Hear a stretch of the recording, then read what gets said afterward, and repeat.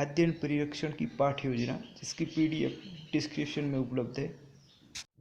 इसकी PDF Telegram app पर उपलब्ध है, जहां से आप डाउनलोड कर सकते हो, जिसकी लिंक डिस्क्रिप्शन में दी गई है। दैनिक पाठ्य योजना संख्या 10, कक्षा कालांश, विषय विज्ञान, प्रकरण खाद्यान्न परिरक्षण, जिसको हमेशा अंडरलाइन करना है।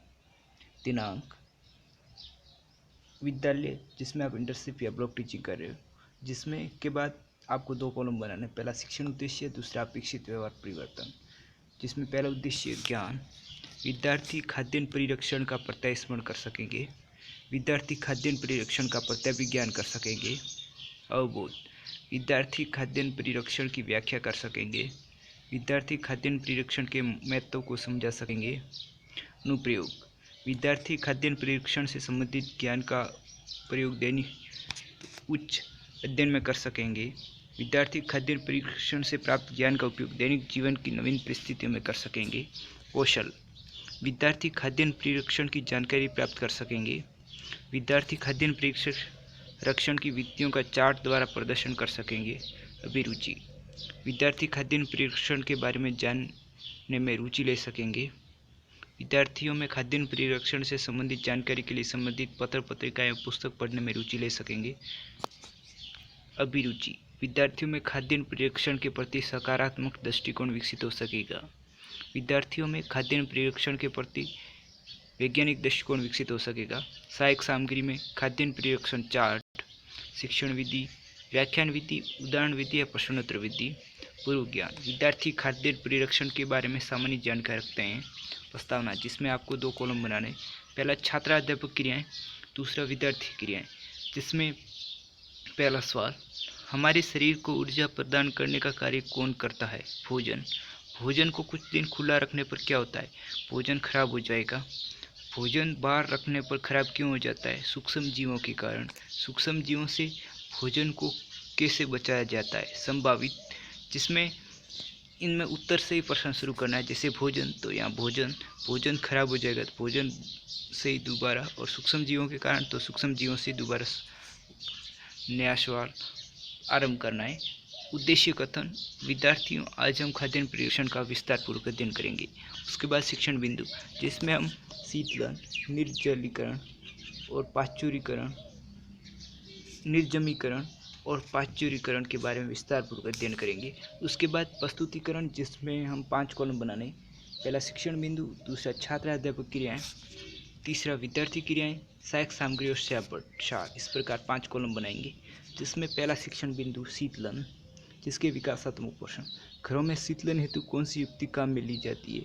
फ्रीज। फ्रिज में वस्तु ठंडी क्यों हो जाती है? फ्रिज में तापमान की कमी के कारण वस्तु ठंडी हो जाती है।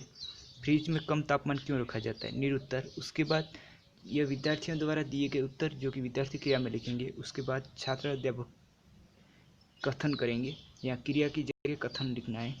जिसमें रेफ्रिजरेटर या शीतलन प्रक्रिया के में तापमान कम होता है, जिससे सूक्ष्म जीवों की वृद्धि नहीं होती। कम तापमान के कारण ही फ्रिज में रखी वस्तुएं जल्दी खराब नहीं होती है, क्योंकि जीवाणु बहुत कम तापमान पर वृद्धि नहीं कर पाते। इस कारण कई दिनों तक फ्रिज में रखी वस्तु खराब नहीं होती है। इसके बाद विद्यार्थी क्रिया में छात्राध्यापक कथन के सामने विद्यार्थी ध्यानपूर्वक सुनेंगे, महत्वपूर्ण बिंदु अपनी अभ्यास पुस्तिका में लिखेंगे। शीतलन कम तापमान पर होता है, कम तापमान पर जीवाणु वृद्धि नहीं कर पाते, उदाहरण फ्रिज। उसके बाद हम निर्जमीकरण, जिसमें विकासात्मक प्रश्न, इंजेक्शन लगाने हेतु किसका प्रयोग किया जाता है? सुई व सिरिंज का। सुई को उपयोग में लेने से पूर्व किस प्रकार साफ किया जाता है? गर्म पानी में उबालकर। गर्म पानी में उबालने पर सुई या सिरिंज कैसी हो जाती है? निरुत्तर या संभावित। उसके बाद छात्राध्यापक कथन करेंगे, इंजेक्शन की सुई को बार बार गर्म काम में लेने के लिए उबले हुए पानी में गर्म कर रोगाणु मुक्त किया जाता है। यह गर्म पानी से रोगाणु मुक्त करने की प्रक्रिया निर्जमीकरण कहलाती है। अगर ऐसा नहीं किया जाता है तो संक्रमित सुई से अनेक बीमारियां एक व्यक्ति से दूसरे व्यक्ति में जा सकती है। ऑटोक्लेव नामक यंत्र द्वारा ऑपरेशन के औजारों को रोगाणु मुक्त किया जाता है। पैराबैंगनी किरणों द्वारा भी वस्तुओं को रोगाणु मुक्त किया जा सकता है। यह रोगाणु मुक्त करने की विधियाँ हैं। उसके बाद छात्राध्यापक कथन के सामने विद्यार्थी ध्यानपूर्वक सुनेंगे, महत्वपूर्ण बिंदु अभ्यास पुस्तिका में नोट करेंगे। श्यामपट सार में निर्जमीकरण, जिसमें संक्रमित वस्तु को गर्म कर रोगाणु मुक्त करने की प्रक्रिया, उदाहरण सिरिंज को हम कर सकते हैं निर्जमीकरण। उसके बाद तीसरा शिक्षण बिंदु पाश्चरीकरण, जिसमें विकासात्मक पोषण। डेयरी पर कौन से पेय पदार्थ मिलते हैं? दूध, दही। डेयरी का दूध किस में बंद होता है? प्लास्टिक की थैली में। थैली में क्यों बंद किया जाता है? निरुत्तर। उसके बाद छात्राध्यापक कथन करेंगे। डिब्बों व बोतल में बंद दूध को पहले 60 डिग्री तापमान पर 30 मिनट तक गर्म कर ठंडा किया जाता है। यह प्रक्रिया 2 से 3 बार करने पर उसमें उपस्थित हानिकारक सूक्ष्मजीव नष्ट हो जाते हैं, जिस प्रक्रिया को पाश्चरीकरण कहते हैं। खाद्यान्न पदार्थ को डिब्बे में भरने के बाद डिब्बे को हवा निकाल दी जाती है ताकि सूक्ष्म जीवों की वृद्धि नहीं हो सके। इसमें छात्राध्यापक कथन के सामने विद्यार्थी ध्यानपूर्वक सुनेंगे। महत्वपूर्ण बिंदु अभ्यास पुस्तिका में लिखेंगे, जो कि विद्यार्थी क्रिया में लिखेंगे। और श्यामपट्ट सार में पाश्चरीकरण, जो 60 डिग्री तापमान पर 30 मिनट तक गर्म किया जाता है। उसके बाद मूल्यांकन प्रश्न, जिसमें पहला सवाल, रेफ्रिजरेटर में तापमान होता है कम, अधिक, मध्यम या सभी। कम तापमान पर खाद्यान्न पदार्थों को रखने की विधि क्या कहलाती है? फ्रिज को उबालने पर हो जाती है। शीतलन किसे कहते हैं? शीतलन हेतु किसका प्रयोग किया जाता है? निर्जमीकरण को समझाइए, गृह कार्य। पाश्चुरीकरण की प्रक्रिया को समझाइए, पर्यवेक्षण टिप्पणी।